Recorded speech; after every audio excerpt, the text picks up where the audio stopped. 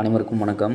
இன்றைக்கி என்ன பேசலான்னு பார்த்தீங்கன்னா, நெல்லை நாங்குநெறியில் மது போதையில் சும்மா சிவனேன்னு இருந்தவங்கள அடிச்சிருக்காங்க, வெட்டி கொன்றுருக்காங்க 2 பேரை. எவ்வளோ மோசமாக இருக்குது பார்த்தீங்களா? தமிழ்நாடு வாழவே தகுதியற்ற மாநிலமாக மாறிக்கிட்டு இருக்கு. அந்த நிலைமைக்கு கொண்டு போய்கிட்டு இருக்காங்க. இதில் வேறு சட்டம் ஒழுங்கு என்னோட நேரடி கண்காணிப்பில் இருக்குன்னு நம்மளோட முதல்வர் ஐயா சொல்லியிருக்காரு. ஆனால் அப்படி ஒன்றும் தெரியலைங்க. ஏன்னா சட்டம் ஒழுங்கு ரொம்ப ஸ்ட்ரிக்டாக இருந்தால் இந்த மாதிரியான விஷயங்கள்லாம் நடக்காது. அது சம்மந்தமாக கைது பண்ணியிருக்காங்க, குற்றவாளிகளை கைது செஞ்சுருக்காங்க. அடுத்தடுத்து என்ன பண்ண போகிறாங்கன்னு தெரியல.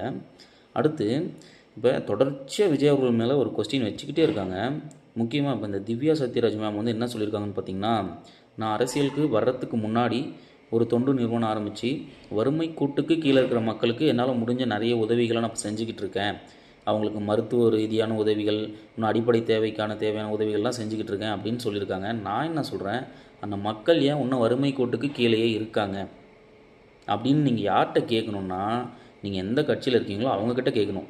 நீங்கள் எதுக்கு சம்மந்தமே இல்லாமல் விஜய் சார்கிட்ட இந்த கேள்வியை கேட்குறீங்கன்னே எனக்கு தெரியல. ஏன்னா 55 ஆண்டு காலமாக இந்த மாநிலத்தை யார் ஆட்சி பண்ணிக்கிட்டு இருக்கிறது? ஒன்று அதிமுக, இன்னொன்று திமுக. இது 2 தான் மாறி மாறி ஆட்சி பண்ணிக்கிட்டு இருக்காங்க.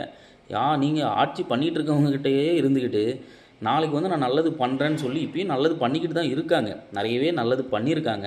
அதெல்லாம் சொல்லணுன்னா பெருசாக ஒரு லிஸ்ட்டு போட்டு சொல்லணும். நான் நல்லதெல்லாம் பண்ணாமலாம் இல்லை, பண்ணியிருக்காரு. நீங்கள் ஏன் அந்த மக்கள் ஏன் அப்படி விளிம்பு நிலையிலே இருக்காங்க, ஏன் இன்னும் வறுமை கோட்டுக்கு கீழே இருக்காங்க, நீங்கள் அவங்கக்கிட்ட போய் கொஸ்டின் பண்ணணும்.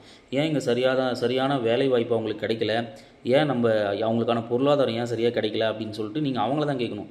எதுக்கு இந்த மது கடையை ரன் பண்ணுறீங்க? அதால் குடிச்சு சாகுறாங்க. அவங்களுக்கு வந்து வீட்டில் யாரும் வேலைக்கு போய் சரியாக வீட்டை பார்த்துக்க முடியறதில்ல. அதனால் அவங்க வறுமை கோட்டுக்கு கீழே இருக்காங்க, ரொம்ப கஷ்டத்தில் இருக்காங்க, ரொம்ப வறுமைக்கு ரொம்ப பின்தங்கியிருக்காங்க அப்படின்னு சொல்லிட்டு நீங்கள் இருக்கிற இடத்துல தான் கேட்கணும். அதை விட்டு சம்மந்தமே இல்லாமல் நாளைக்கு வந்து நல்லது பண்ண வரப்போகிறவர்கிட்ட நீங்கள் இந்த கொஸ்டினை வைக்கிறது நியாயமே இல்லை. இது ரொம்ப முட்டாள்தனமான ஒரு கேள்வியாக இருக்குது. அடுத்து நம்ம மக்கள் நீதி மய்யம் கட்சி சார்பாக அந்த ஸ்நேகன் இருக்கார்ல, அவர் என்ன சொல்லியிருக்காரு, 2026 அடிக்க போகிற அடியில் எந்த நடிகரும் இங்கே வந்து திராவிடத்தை அடிச்சிட முடியும், உடைச்சிட முடியுன்ற நம்பிக்கை மட்டும் வந்துடவே கூடாது அப்படின்னு அப்படியே ரொம்ப ஆக்ரோஷமாக வெறியோடு பேசியிருக்காரு. எனக்கு காமெடியாக இருக்குது. என்னன்னா, அவங்க கட்சி தலைவரே ஒரு நடிகர் தான். அடுத்த படம் கமிட் ஆகிட்டார், இப்போ நடிக்க வர போகிறாரு. உங்கள் தலைவரை முதல்ல நடிக்க வேணான்னு சொல்லிட்டு மக்களுக்கு, அதாவது சினிமாவில் நடிக்க வேணான்னு சொல்லிட்டு மக்களுக்கு கொஞ்சம் நல்லது பண்ணணும், மக்களை போய் நேரில் சந்திக்கணும், அவங்களோட குறைகளை கேட்டு அறியணும், அவங்களுக்கு ஏதாவது பண்ணணும் அப்படின்னு சொல்லிட்டு தயவு செஞ்சு உங்கள் தலைவருக்கு நீங்கள் அட்வைஸ் பண்ணுங்கள். அடுத்த தலைவர்களை பற்றி பேசுகிறத நிறுத்திட்டு உங்கள் கட்சிக்குள்ளே இருக்கிற பிரச்சனைகளை முதல்ல சரி பண்ணுங்கள் சார். அவர் இன்றைக்கி நடிக்க போயிட்டார். அவர் 10க்கு மக்கள் பிரதிநிதி, நாடாளுமன்ற உறுப்பினர். ஓகேங்களா? திமுக கிட்ட ராஜ்யசபா சீட்டை வாங்கிட்டு இன்றைக்கி போய் நாடாளுமன்ற உறுப்பினராக உட்காந்துட்ருக்காரு. நாடாளுமன்றத்தில் என்ன வேலை? மக்கள் குறைகளை மக்களுக்கு என்ன பிரச்சனையோ அதை எடுத்து சொல்லணும், அதை பற்றி பேசணும். சம்மந்தமே இல்லாமல் நீங்கள் வந்து யாரை கொஸ்டின் பண்ணுறதுன்னு தெரியாமல், என்ன மேட்ச்சு என்னன்னே தெரியாமல் பேசுகிற மாதிரி பேசிட்டுக்கிறீங்க.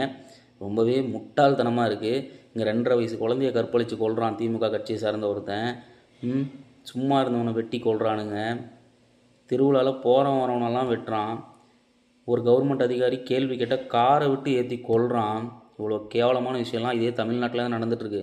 போய் நீங்கள் யாரோட கூட்டணியில் இருக்கீங்களோ அவங்கள போய் கேளுங்க.